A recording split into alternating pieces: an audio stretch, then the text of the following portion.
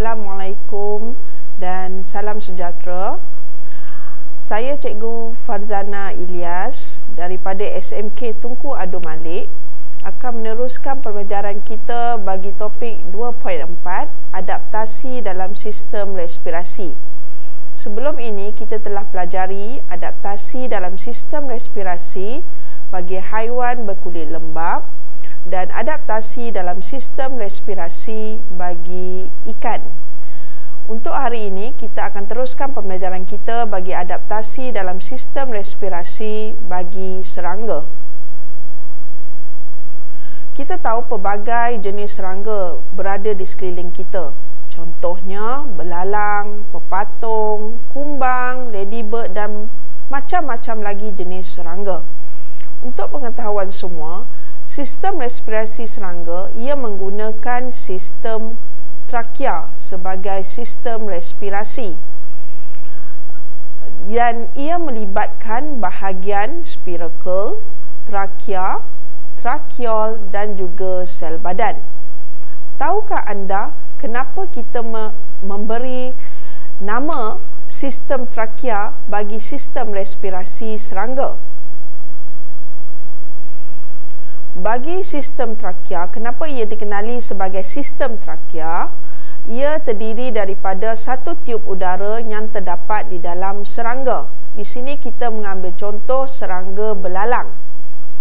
Mari kita lihat bagaimana resapan gas berlaku bagi sistem trakea belalang. Kita tahu bahawa oksigen akan memasuki dalam sistem respirasi belalang. Untuk oksigen masuk, ia akan melalui satu liang pernafasan yang dinamakan spiracle. Dan spiracle ini terdapat bahagian yang dinamakan injap di mana ia mengawal kuantiti oksigen yang masuk.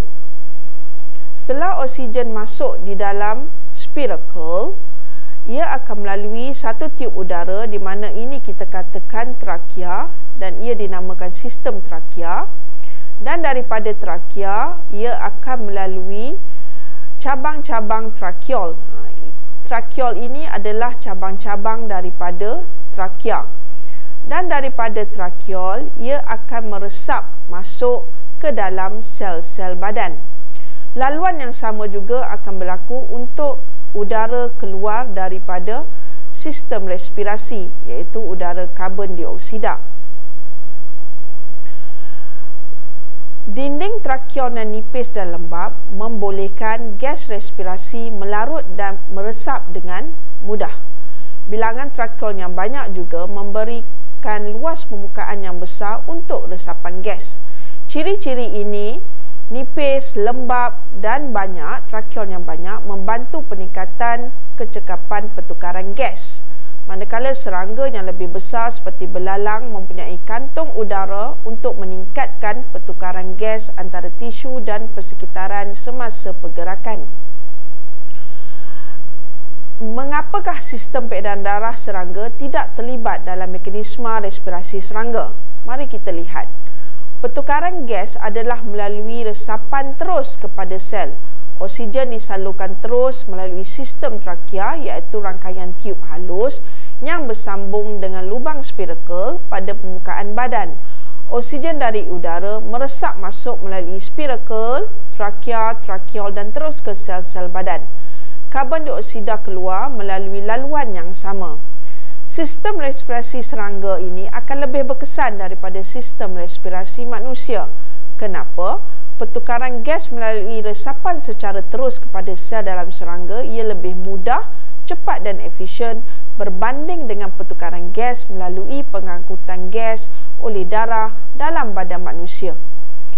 Sekian saja pembelajaran kita pada hari ini. Sekian, terima kasih.